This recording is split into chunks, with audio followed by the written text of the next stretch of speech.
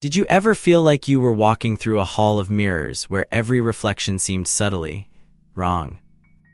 Like a familiar face held a flicker of something cold, something hungry. It started with a whisper, a prickle at the back of your neck, a feeling that you weren't entirely alone, even in the most crowded room, and it wasn't just loneliness. It was a sense of being watched, assessed, judged by something that wasn't human. Let's be honest, haven't we all felt that unsettling certainty? That someone somewhere knew more about us than we wanted them to. That a shadow lurked just beyond the periphery of our vision, feeding on our anxieties, our secrets. This isn't a ghost story, not exactly. This is about a darkness, a carefully cultivated deception that thrived in the heart of 16th century France, a darkness that preyed on fear, guilt, and the desperate desire for salvation. It began with accusations whispered, then shouted, then meticulously documented accusations that painted a horrifying picture of betrayal, of hidden sins, and of a manipulative force twisting the very fabric of reality. Imagine a community, a small, devout group clinging to a radical faith, a faith that challenged the established order. They called themselves Waldensians, and they believed in a direct connection to God, bypassing the rigid structures of the church. But this faith attracted something else, a malignant entity, a demon, a force determined to corrupt and destroy. Not with brute force, not with fiery demons and crashing thunder. No, this demon was far more insidious, a master of disguise, a weaver of lies, a puppeteer pulling strings from the shadows. Our story centers around a man named Pierre, a zealous member of the Waldensian community, driven by a fierce loyalty and a burning desire to expose the corruption he believed was poisoning his people. He'd witnessed unsettling behavior, strange disappearances, and a chilling pattern of accusations that always seemed to target the most vulnerable, the most desperate, the most connected to the ruling elite. He started to suspect something far darker than simple heresy. He began to believe that the Waldensians weren't just battling religious opposition. They were battling a supernatural enemy, a demonic presence that actively sought to undermine their faith and their lives. The problem was, this demon wasn't interested in a straightforward war. It didn't want to burn the Waldensians at the stake, it wanted to control them. It understood the power of fear, the paralyzing effect of guilt, and the desperate need for validation.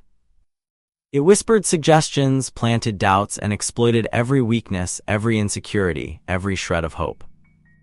It told them that exposing the guilty would bring about their own deaths, that seeking justice would only draw the demon's attention to themselves, that associating with powerful figures was essential for survival. It was a masterful strategy, a slow, agonizing erosion of their moral compass. Think about it, a man terrified for his family, facing accusations of unspeakable acts, desperately clinging to the promise of salvation, even if it meant sacrificing his conscience. A woman trapped in a loveless marriage, seeking refuge in the arms of a Waldensian leader, knowing full well the consequences. A young man, fueled by righteous anger, ready to expose a corrupt official, only to find himself imprisoned, tortured, and facing a fabricated charge. The demon didn't need to force them, it simply needed to convince them that their silence was the safest path. The system itself was a twisted reflection of this manipulation. Accusations weren't handled with open justice. They were shrouded in secrecy, conducted in hushed rooms, and overseen by individuals deeply influenced by the demon. The key rule: only accomplices could testify. It sounds bizarre, doesn't it? But it was a brilliant tactic. By limiting the pool of witnesses to those involved in the crime, the demon ensured that the accusations remained tightly controlled, that the narrative was shaped to his liking. It was a closed loop of deceit designed to trap the Waldensians in a web of their own making. Let's talk about Jehanne, a name that echoes through the annals of this dark history. A young woman, a servant, accused of a horrific crime, a crime that, according to the Waldensian accusations, involved a demonic encounter. The details are gruesome, almost impossible to fully comprehend.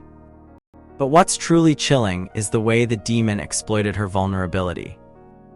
She confessed, detailing a series of sexual encounters with a male devil, a being that appeared to her in the guise of a respected nobleman. The confession was meticulously recorded, a testament to the demon's power and the Waldensians' willingness to participate in their own destruction. But here's the thing, many of those who listened to her testimony, the inquisitors, the judges, the Waldensian leaders, suspected something was profoundly wrong. They saw inconsistencies in her story, contradictions in her accounts, and a disturbing lack of genuine remorse. They realized that she wasn't simply a victim, she was a pawn in a larger, more sinister game. They began to suspect that the demon wasn't merely impersonating a human being, it was becoming one, and that's where it gets truly unsettling. The Waldensians, driven by fear and a desperate desire to appease the demon, started to believe that the accused were actually demons in disguise. They would meticulously scrutinize every detail, every gesture, every word, searching for signs of deception. They would question the accused relentlessly, attempting to break their resolve, to force them to confess their sins. And as the accused weakened, as their faith crumbled, the demon would tighten its grip, manipulating their memories, twisting their perceptions, and ultimately condemning them to a fate worse than death. Imagine being interrogated for days, subjected to relentless questioning, deprived of sleep and sustenance, while the demon whispers insidious suggestions in your ear. Imagine your memories blurring, your thoughts twisting, your sense of reality dissolving. Imagine confessing to crimes you didn't commit, simply to escape the torment. That was the reality for many Waldensians during this period. Consider Denisette, a young girl accused of witchcraft, a crime that often served as a convenient scapegoat for the Waldensians' internal conflicts. She was imprisoned, tortured, and eventually confessed to a series of demonic acts that were likely fabricated by the demon to further destabilize the community. Her story is a heartbreaking example of the power of suggestion, the fragility of the human mind, and the devastating consequences of fear. The authorities, aware of the manipulative tactics employed by the demon, implemented a strategy of controlled interrogation. They recognized that the Waldensians were susceptible to suggestion, easily swayed by fear, and desperate to please the demon. Therefore, they instructed the interrogators to limit the number of witnesses present, to carefully document every accusation, and to avoid asking questions that might lead the accused to recant or offer excuses. They sought to create an environment of controlled confession, where the Waldensians would willingly admit their guilt, believing they were doing so to appease the demon.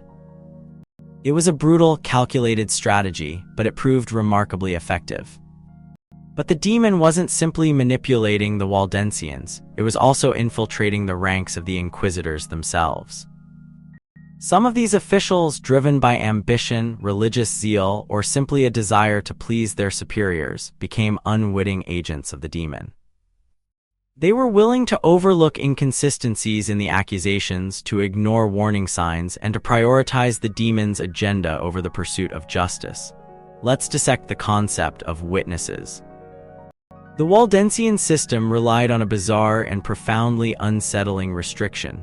Only accomplices could testify against the accused.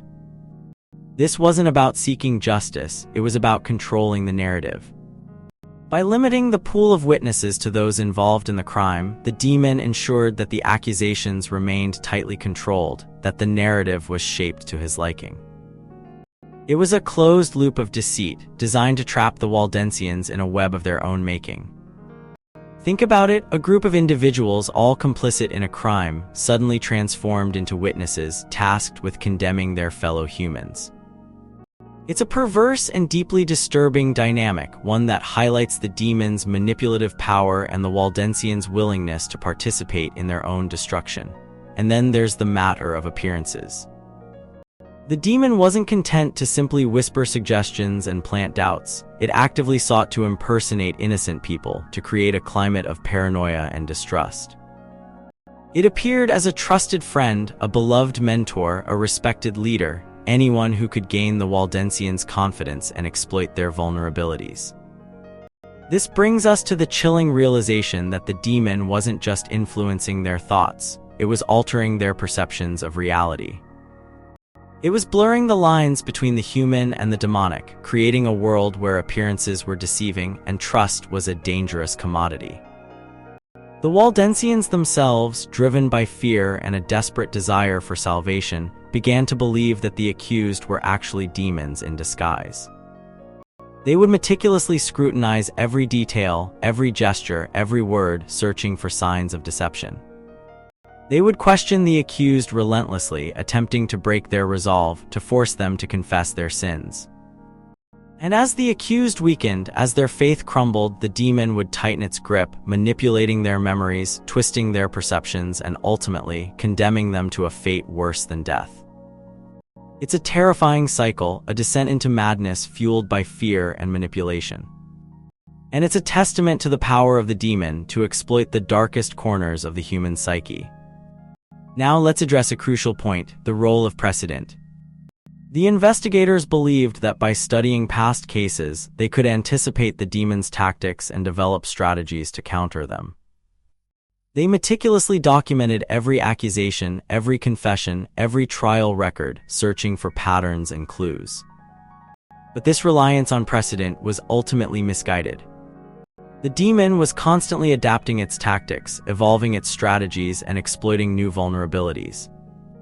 The Waldensians' attempts to anticipate his moves were consistently thwarted, and the demon's influence only grew stronger.